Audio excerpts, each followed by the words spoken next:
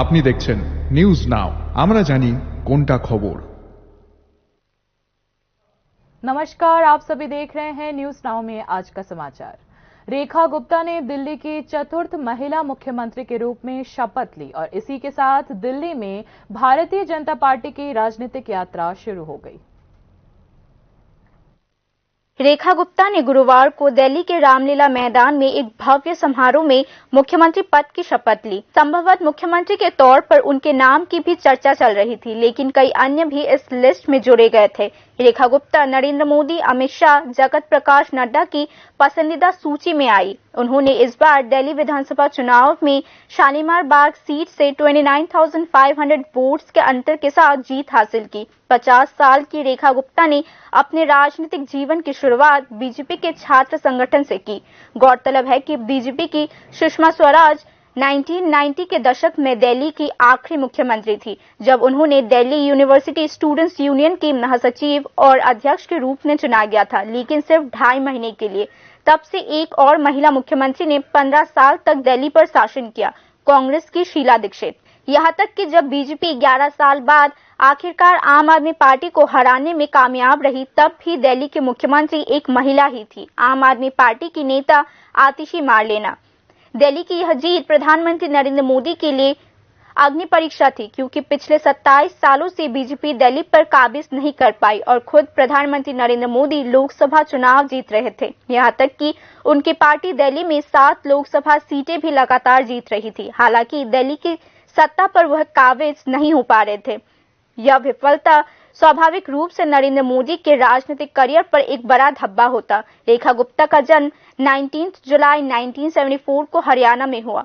रेखा गुप्ता ने 2007 और 2012 में दिल्ली म्युनिसिपल कॉर्पोरेशन इलेक्शन जीते। मेयर के तौर पर उनके नाम पर भी विचार किया गया। ऑल इंडिया स्टूडेंट काउंसिल की छात्र नेता बनने के बाद से रेखा गुप्ता लगातार दिल्ली की राजनीति से जुड़ी रही। मैं रेखा गुप्ता ईश्वर की शपथ लेती हूं कि मैं विधि द्वारा स्थापित भारत के संविधान के प्रति सच्ची श्रद्धा और निष्ठा रखूंगी।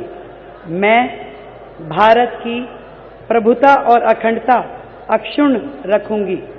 मैं मुख्यमंत्री के रूप में अपने कर्तव्यों का श्रद्धापूर्वक और शुद्ध अंतःकरण से निर्वहन करूंगी तथा मैं भय या पक्षपात, अनुराग या द्वेष के बिना सभी प्रकार के लोगों के प्रति संविधान और विधि के अनुसार न्याय करूंगी। मैं रेखा गुप्ता ईश्वर की शपथ लेती हूं कि जो विषय मुख्यमंत्री के रूप में मेरे विचार के लिए लाया जाएगा अथवा मुझे ज्ञात होगा, उसे किसी व्यक्ति या व्यक्तियों को तब के सिवाय जबकि ऐसे मुख्यमंत्री के रूप में अपने कर्तव्यों के सम्यक निर्वहन के लिए ऐसा करना अपेक्षित हो, मैं प्रत्यक्ष या अप्रत्यक्ष रूप से संसूचित या प्रकट नहीं करूंगी। युवा पीढ़ी को मौका देने के अलावा बीजेपी में यह प्रथा भी थी कि जीतने वाली महिला विधायक को मुख्यमंत्री के रूप में चुना जाता है। अंततः यह सच साबित हुआ। महिलाओं को तोहफा देने का वादा बीजेपी ने अपने चुनावी पत्र में भी किया था। उनमें से एक था सत्ता में आने पर दिल्ली की सभी महिलाओं को 2,500 रुपए प्रति माह का मदद करना।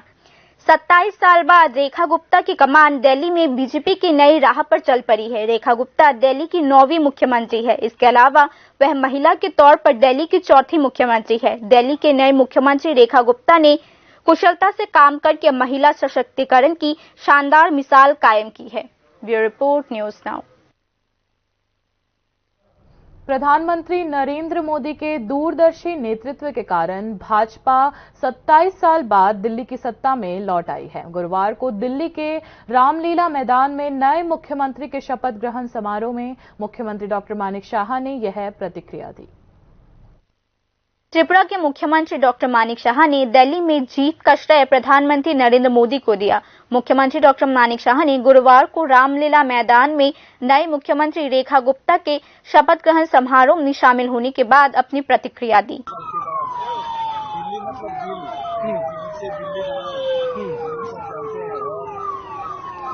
देश का दिल यहाँ पर जीते हुए प्रधानमंत्री नरेंद्र मोदी जी के कारण जिस तरह एक प्रदेश इसके बाद दूसरा प्रदेश एक प्रदेश जिस तरह हासिल करना और जिस तरह उन्होंने काम किया है काम के आधार पर गरीब के लिए, युवक के लिए, यूथ के लिए, महिला के लिए, कृषक के लिए जिस तरह काम किए हैं, डेवलपमेंट के बिना और कुछ नहीं सकता और देश की सुरक्षा के लिए भी उन्होंने जिस तरह काम किया है, मैं समझता हूँ दिल्ली जीत हासिल होने के कारण हम लोग को बहुत ही बल मिलेगा और आने वाले दिन दिल्ली। इस दिन मुख्यमंत्री डॉक्टर मानिक शाह ने नवनिर्वाचित सीएम रेखा गुप्ता को बधाई एवं शुभकामनाएं दी। रेखा जी को मैं उनको धन्यवाद देना चाहता हूँ और उनका पूरा जो सदस्य है पूरा कैबिनेट मिनिस्टर को और मैं समझता हूँ हमारा देश का प्रधानमंत्री जिस तरह से वो भी इस तरह 2014 में नरेंद्र मोदी के नेतृत्व में एक के बाद एक राज्य में कमल खिलने लगे। इसी बीच 2015 में दिल्ली विधानसभा चुनाव हुए और अरविंद केजरीवाल ने 70 में से 67 सीटों पर जीत हासिल की और बीजेपी को बड़े हार का सामना करना पड़ा। आपकी इस जीत से केजरीवाल का कद इतना बढ़ गया कि उन्होंने राष्ट्रीय स्तर पर पार्टी का विस्तार करना शुरू कर दिया। वहीं केजरीवाल की सफलता प्रधानमंत्री मोदी के लिए सीधी चुनौती थी। 2018 में देश के 15 राज्यों में बीजेपी की पूर्ण बहुमत वाली सरकार थी, लेकिन बीजेपी दिल्ली पर कब्जा नहीं कर पाए। प्रधानमंत्री मोदी के नेतृत्व में बीजेपी ने 2019 के लोकसभा चुनावों में एक बार फिर प्रचंड जीत हासिल की और 303 सीटें हासिल कर ली। उस समय प्रधानमंत्री मोदी की लोकप्रियता सबसे चरम पर थी। इस चुनाव में भी बीजेपी ने दिल्ली की सभी 7 लोकसभा सीटों पर जीत हासिल की। ऐसा लग रहा था कि अब बीजेपी के लिए दिल्ली का राह थोड़ा आसान हो जाएगा। राजनीतिक गलियारों में सवाल था कि लोकसभा चुनाव में दिल्ली में 50% से ज्यादा वोट पाने वाले बीजेपी विधानसभा चुनावों में क्यों चमत्कार नहीं कर पा रही। 2020 में विधानसभा चुनाव में भी प्रधानमंत्री मोदी का विजय रथ एक बार फिर दिल्ली आकर रुक गई। आपने 70 में से 62 सीटों पर जीत हासिल की, लेकिन इस बार भारतीय जनता पार्टी ने 70 सीट्स वाली दिल्ली विधानसभा पर 48 सीट जीतकर सरकार बना ली। इस सफलता के चलते प्रधानमंत्री मोदी एक बार फिर बीजेपी के सबसे लोकप्रिय नेता बनकर उभरे हैं। Bureau report, news now. सरकारी पैसों की हेराफेरी के मामले में आरोपों के आधार पर कैलाशहर के श्रीनाथपुर ग्राम पंचायत के पूर्व प्रधान हबीबुद्दीन को पुलिस ने गिरफ्तार किया है। 2022 के तत्कालीन बीडीओ की लिखित शिकायत के आधार पर जो मामला दर्ज किया गया था, उसी के संदर्भ में हबीबुद्दीन को गिरफ्तार किया गया है। पुलिस ने ये जानकारी दी।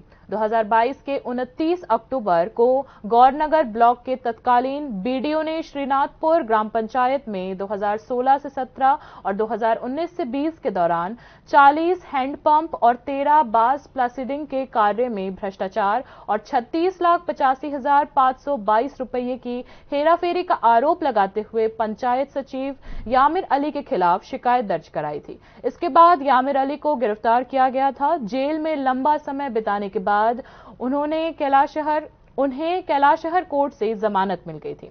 जांच के दौरान पूर्व प्रधान हबीबुद्दीन का नाम सामने आया, जो उस समय फरार थे। गुप्त सूचना के आधार पर पुलिस ने हबीबुद्दीन ने पकड़ने के लिए एक टीम बनाई, जिसमें कैलाशहर पुलिस अधीक्षक और ईरानी थाने के पूर्व ओसी शामिल रहे। इस संबंध में विस्तार से जानकारी कैलाशहर पुलिस अधीक्षक जयंत कर्मकार ने मीडिया को दी है।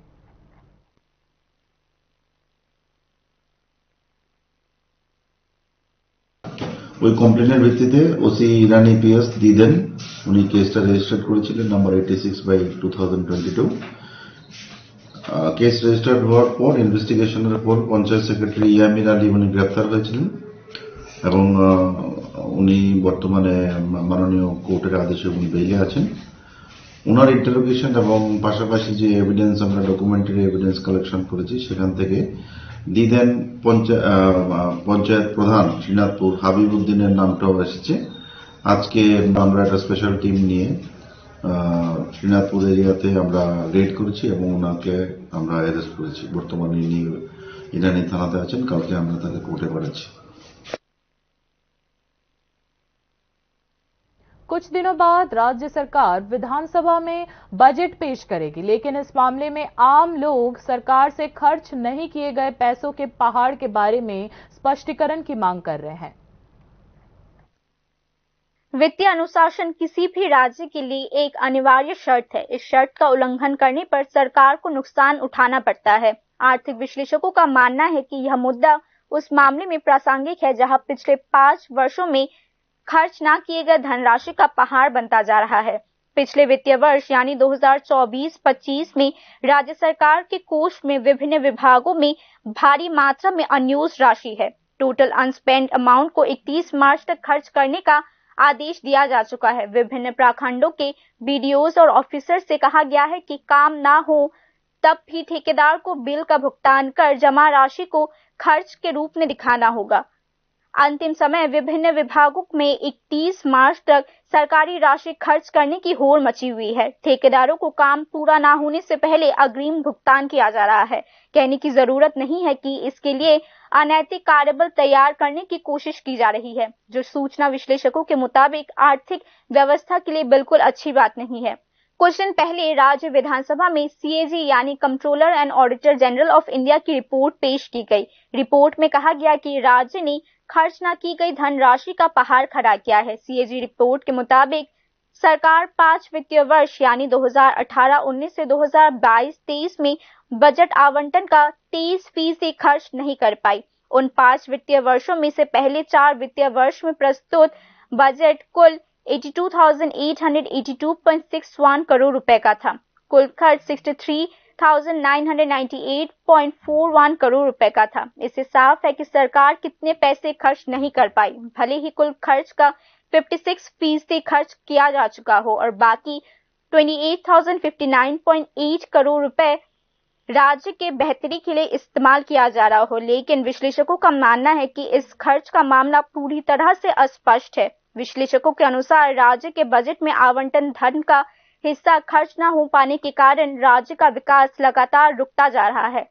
सरकार कुछ ही दिनों में वित्तीय वर्ष 2025-26 का बजट राज्य विधानसभा में पेश करेगी। सरकार विधानसभा की मंजूरी से खर्च करने के लिए बड़ी रकम ले रही है, पर उसे खर्च नहीं कर पाती। इस पर भी सवाल उठाया जा रहा है। राज्य के विभिन्न हिस्सों में सड़क की खराब हालत, पीने के पानी की समस्या, कृषि उत्पाद के लिए आवश्यक खाद, बीज, कीटनाशकों की समय पर अनुपस्थिति, विभिन्न निर्माण कार्य ठप होना, अस्पतालों में न्यूनतम चिकित्सा उपकरणों की कमी, यह मुद्दे सिर्फ विपक्ष के नारे हैं या इसमें कुछ वास्तविक सच्चाई भी है? सरकार को इस पर विचार करना होगा। एक और बजट में आवंटन राशि को खर्च नहीं किया जाना, दूसरी ओर लोगों की समस्याओं पर ध्यान न देना, यह स्पष्ट रूप से वित्तीय अनुशासनहीनता को दर्शाता है। यह स्थिति किसी भी राज्य की प्रगति के लिए बिल्कुल भी सहायक नहीं है, ऐसा आर्थिक विश्लेषकों का कहना है। Bureau report, news now. Udaipur के एचडीएफसी बैंक के कुछ कर्मचारियों के खिलाफ ग्राहकों के साथ बड़े पैमाने पर धोखाधड़ी का आरोप लगा है। खाता से पैसे की हेराफेरी के आरोप में उदयपुर थाने में कुल 4 मामले दर्ज किए गए हैं। मामले की जांच प्रक्रिया शुरू हो चुकी है। पुलिस ने ये जानकारी दी। उदयपुर की नियति सरकार रॉय, लोपामुद्रा और सुमिता दत्ता ने आरोप लगाया है कि उनके खातों से धोखाधड़ी के जरिए बड़ी रकम की हेराफेरी की गई है। इसके आधार पर इन महिलाओं ने बैंक के कर्मचारियों के खिलाफ मामला दर्ज करवाया। बैंक के मैनेजर ने भी 82 लाख रुपए की हेराफेरी का आरोप लगाते हुए रिपोर्ट करवाई। पुलिस ने धोखाधड़ी के आरोपों के तहत मामला दर्ज कर जांच शुरू कर दी है, जिसे जिले के अतिरिक्त पुलिस अधीक्षक देख रहे हैं।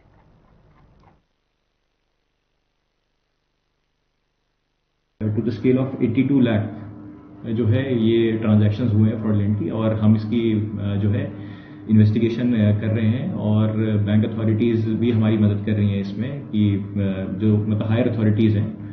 और अभी एज ऑफ नाउ जो है हम ट्रांजैक्शंस देख रहे हैं कि क्या हुआ है एंड सीसीटीवी फुटेजेस की अगर विड्रॉल किया है तो उसमें कौन लोग इन्वॉल्व हैं। सो इसमें investigation is directly being monitor bye additional SP जो है हमारे, उसको डायरेक्टली मॉनिटर वो कर रहे हैं, और एसडीपीओ भी एक केस में जो है आए हुए हैं। तो इसमें मैं आपको आश्वासन देता हूं कि दोज ऑल द अक्यूज जो है they will be brought to justice. इसमें जितने भी अक्यूज जिसका भी नाम है जो गलत कर रहे हैं तो उनको मतलब जो भी आइन के हिसाब से सजा मिलती है उनको मिलेगी and investigation is under way. बाकी की खबरें ब्रेक के बाद।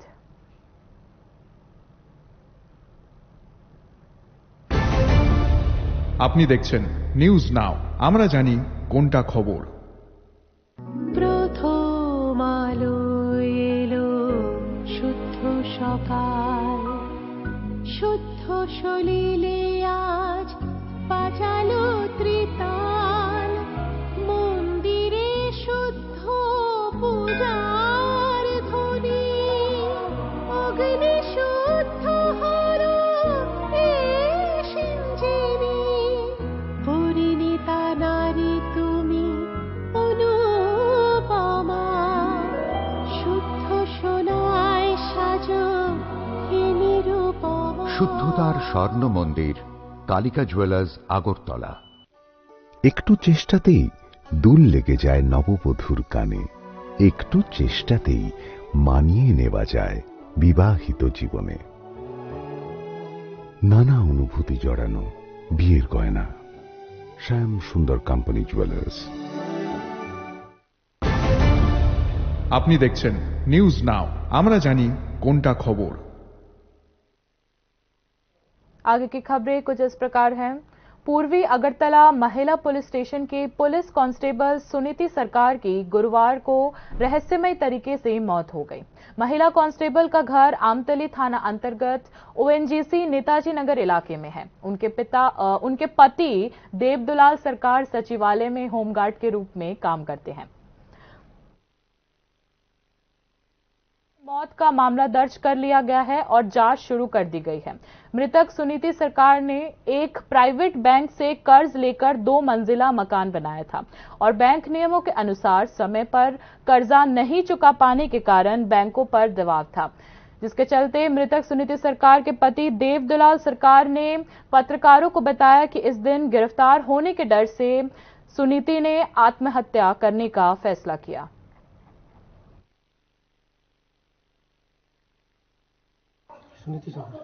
ত্রিপুরা পুলিশে চাকরি করেন, মানে এখন কোন জায়গাতে আছে জানেন না? আপনি কি করেন? আচ্ছা, এই মানে বিষয়টা কি লিয়ে হইতে পারে এরকম আপনার মনে হইতেছে? বিষয় কিছু না, বিষয় এটাই কইছে আমার নামে মনে কইছে গেছে। মানে কি ব্যাপারে কইছে, মানে কিছু কইছে দিছেন আপনি? না এটা কোনো, আমি তো কথা কোনো সময় পাইছি না। আর থানা থেকে বলে জানি মনে কইছে না, কইছে জুরি অ্যারেস্ট হয়ে যাবে। আচ্ছা আচ্ছা, মানে আজ যা অ্যারেস্ট হয়ে যাবে। আচ্ছা, এই জায়গাটার নাম কি? त्रिपुरा के मामले में सीमावर्ती क्षेत्रों के विकास के लिए आवंटित धनराशि कम हो रही है।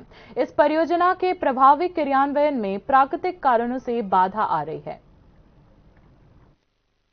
अंतर्राष्ट्रीय सीमा क्षेत्र में रहने वाले लोगों के बुनियादी ढांचे और आजीविका के विकास के उद्देश्य से देश में बॉर्डर एरिया डेवलपमेंट प्रोग्राम शुरू किया गया था। केंद्रीय गृह मंत्रालय की रिपोर्ट के मुताबिक इस योजना के तहत 2024 में त्रिपुरा के लिए धन का आवंटन 2.891 करोड़ रुपए था। हालांकि वित्तीय वर्ष 2017-18 में इस क्षेत्र के लिए आवंटन 65.07 करोड़ रुपए था, यानी पिछले 7 वर्षों में त्रिपुरा के लिए इस क्षेत्र में केंद्रीय हिस्सेदारी 62.179 करोड़ रुपए कम हो गई है।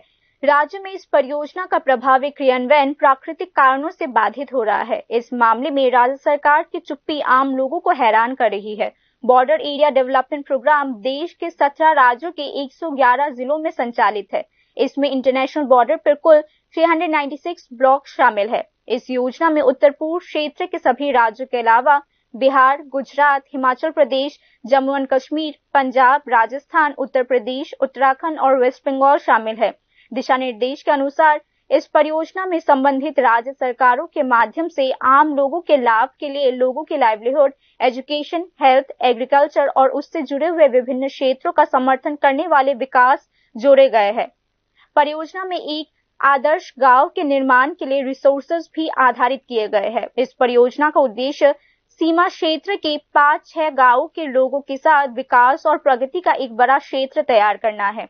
इसके अतिरिक्त सीमा सुरक्षा बल यानी एसएफ को रणनीतिक गांवों की पहचान करने और उन क्षेत्रों में लोगों के विकास को सुनिश्चित करने का अधिकार भी दिया गया है। इस परियोजना का मुख्य उद्देश्य विशेष रूप से रोड और टेलीकम्युनिकेशन सिस्टम की कमजोरी को कम करना है। केंद्रीय गृह मंत्रालय की जानकारी के अनुसार 2017-18 में इस क्षेत्र के लिए आवंटन 65.07 करोड़ रुपए था। 2018-19 में आवंटन घटकर 49.70 करोड़ रुपए हो गया। अगले वित्तीय वर्ष में यह और घटकर 44.64 करोड़ हो गया। 2020-21 में एक भी रुपए इसमें आवंटित नहीं किया गया। 2021-22 में केवल 6.04 करोड़ रुपए दिए गए, यानी एक झटके में 38.6 करोड़ रुपए के आवंटन में कटौती कर दी गई। 2022-23 में आवंटन को घटाकर 2.05 करोड़ रुपए कर दिया गया और 2023-24 में आवंटन मामूली रूप से बढ़ाकर 2.891 करोड़ रुपए हो गया। दूसरे शब्दों में देश के सीमावर्ती इलाकों में रहने वाले लोगों की आर्थिक और सामाजिक समस्याओं के सुधार के लिए आवंटन कम हो गई। 2018-19 से 2019-20 तक आवंटन में थोड़ी वृद्धि की गई थी। तब से यह परियोजना न्यूनतम आवंटन के साथ काम कर रहा है, लेकिन सीमावर्ती इलाके में रहने वाले लोगों की आर्थिक स्थिति अपेक्षाकृत कमजोर और ढांचागत विकास के मामले में वह पिछड़ा हुआ है। कई लोग जीवित रहने के लिए विभिन्न आपराधिक गतिविधियों से शामिल हो जा रहे हैं। सीमा सुरक्षा को भी खतरा बढ़ रहा है। राष्ट्र विरोधी ताकतें उन इलाके के लोगों को आसान लक्ष्य बना रही है। तरह तरह के प्रलोभन देकर उन्हें गुमराह करने की कोशिश की जा रही है। यह जानकारी देश के सुरक्षा एजेंसीज के विश्लेषण में सामने आई। प्रोजेक्ट गाइडलाइंस में उल्लेख किया गया है कि इंटरनेशनल बॉर्डर के 0 से 10 किलोमीटर क्षेत्र तक लोगों के स्पेशल डेवलपमेंट वर्क जारी रखे जा सकते हैं। ब्रिजेस, कालवर्ट्स, फुटब्रिज, रोपवेज को जोड़ने वाली रोड कम्युनिकेशन सिस्टम के विकास के लिए और यहाँ तक कि पहाड़ी क्षेत्रों में जहां सड़क नहीं है वहां हेलीपैड बनाए जा सकते हैं। ड्रिंकिंग वाटर उपलब्ध कराया जा सकता है। सीमावर्ती क्षेत्र के मार्केट्स और स्थानीय संसाधनों का उपयोग कर छोटे उद्योगों को विकसित किया जा सकता है। इस परियोजना के विभिन्न ऐतिहासिक स्थलों के संरक्षण और सीमावर्ती या ग्रामीण पर्यटन क्षेत्र के निर्माण की भी व्यवस्था की गई है। शिक्षा, स्वास्थ्य के बुनियादी ढांचे खड़े किए जा सकते हैं, यानी इस प्रोजेक्ट में हर तरह के डेवलपमेंट इंफ्रास्ट्रक्चर का निर्माण किया जा सकता है। हालांकि जहां आवंटन धीरे धीरे कम होता जा रहा है, सवाल उठता है कि राज्य के सीमावर्ती क्षेत्र में रहने वाले लोगों का सामाजिक आर्थिक विकास कैसे संभव होगा। ये रिपोर्ट न्यूज नाउ। धार्मिक संस्थाएं भी विभिन्न सामाजिक कार्यों में पीछे नहीं है। इसी तरह एक सामाजिक कार्यक्रम के तहत 19 फरवरी को आरके नगर लोकनाथ आश्रम के अथॉरिटी द्वारा क्षेत्र के 40 जरूरतमंदों को वस्त्र दान किए गए। 2018 में इस लोकनाथ आश्रम की शुरुआत से ही आश्रम अथॉरिटी लगातार विभिन्न सामाजिक कार्यक्रमों का आयोजन कर रहा है। कोरोना काल में भी इस आश्रम की ओर से क्षेत्रवासियों को विभिन्न प्रकार से सहायता प्रदान की गई थी, ऐसा मंदिर अथॉरिटी ने बताया। विभिन्न सामाजिक कार्यों के तहत 19 फरवरी को वस्त्रदान कार्यक्रम आयोजित किया गया और आयोजकों की ओर से यह बताया गया कि इस तरह की महान पहल भविष्य में भी की जाएगी।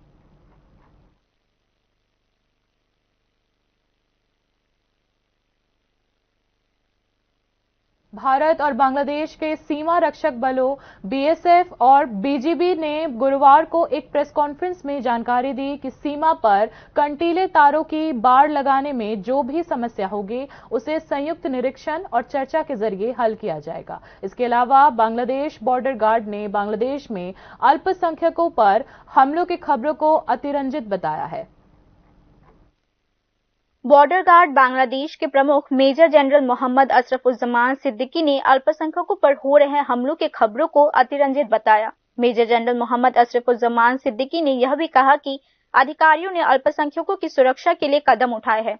गुरुवार को दिल्ली स्थित इंडियन बॉर्डर सिक्योरिटी फोर्स के मुख्यालय में BSF director general Daljit Singh Chaudhary के साथ संयुक्त संवाददाता सम्मेलन में बॉर्डर गार्ड बांग्लादेश के डायरेक्टर जनरल मोहम्मद अशरफुज्जमान सिद्दीकी ने एक सवाल के जवाब में यह बात कही।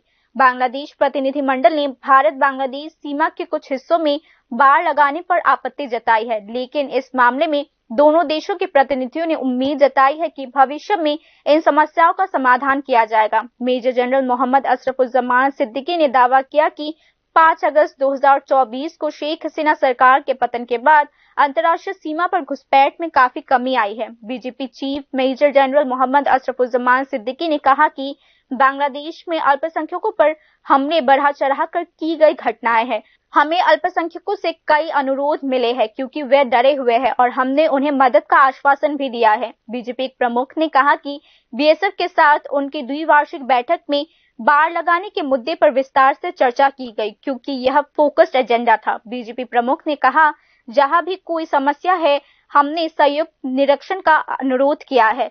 सिद्दीकी ने कहा कि 1975 में हुए भारत बांग्लादेश सीमा समझौते के पुनर्विचार पर कोई चर्चा नहीं की गई। इसी बीच इंडियन बॉर्डर सिक्योरिटी फोर्स के महासचिव दलजीत सिंह ने कहा कि बैठक में बॉर्डर सिक्योरिटी फोर्स के जवानों पर हमलों के मुद्दे पर भी चर्चा की गई। भारत ऐसा कोई हमला नहीं करता जहां जान हानि हो। बांग्लादेश के लिए यह भारत की नीति है। जब तक आवश्यकता ना हो भारत कभी भी बंदूकों का प्रयोग नहीं करता। जब कुछ और करने को ना होता हो तभी आत्मसुरक्षा के लिए फायर आर्म्स का इस्तेमाल किया जाता है। इंडियन बॉर्डर सिक्योरिटी फोर्स के डायरेक्टर जनरल दलजीत सिंह ने बताया। इंडियन बॉर्डर सिक्योरिटी फोर्स के डायरेक्टर जनरल दलजीत सिंह ने यह भी कहा कि घुसपैठ की घटनाओं को रोकने और सीमा को शांतिपूर्ण बनाए रखने के लिए 3 दिवसीय बैठक के दौरान इस मुद्दे पर भी चर्चा की गई। यह बैठक भारत और बांग्लादेश के बीच उनके संबंधित सीमा रक्षकों द्वारा आयोजित द्विवार्षिक बैठक डीजी लेवल बॉर्डर टॉक्स का 55th एडिशन था। यह बैठक पिछले साल अगस्त में बांग्लादेश में शेख हसीना सरकार के पतन के बाद दोनों देशों के सुरक्षा बलों के बीच पहली बैठक है। इस द्विवार्षिक बैठक में पिछला एडिशन पिछले साल मार्च में ढाका में आयोजित किया गया था। Bureau report, news now.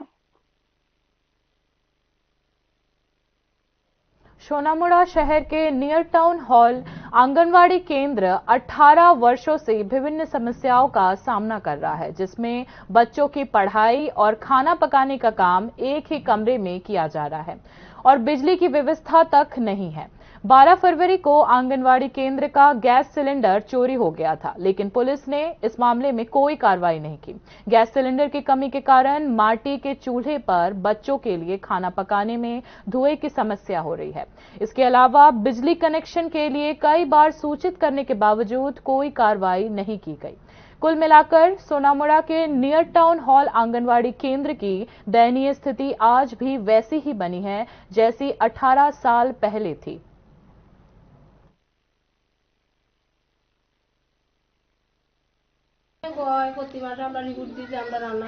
তো এটা সমস্যা হয় না? আপনি বাচ্চারা কি করে? সমস্যা তো গ্যাস দিয়ে রান্নাতে এত সমস্যা না, অন্তত আর কি যে রান্নাতে গরম হয়েছে, বাচ্চারা চোখে জড়ায় পড়ে ঘুমা, গরম এবারে ইও নাই, কারেন্ট নাই, এমনি থাকতে হয় আমরা কারেন্ট ছাড়া। কত বছর আছে কারেন্ট নেই? অঙ্গনওয়াড়ি এনে যতদিন স্কুলে ততদিন কি কারেন্ট নেই। এখন কত বছর হয়েছে অঙ্গনওয়াড়ি? অত আমরা 18 বছর এইখানে 18 বছরে কারেন্ট ছাড়া। তো গরমে সিজন আইলে কি করেন বাচ্চা নিয়ে? গরমে সিজন আইলে বাচ্চারা কি করে? নাকি 18 সালে তৈরি হয়েছে না 18 বছর হয়েছে? 2008 থেকে আমি তো কত বছর হয়েছে। আচ্ছা 2008 থেকে এখানে স্কুল কোনো কারেন্ট নেই।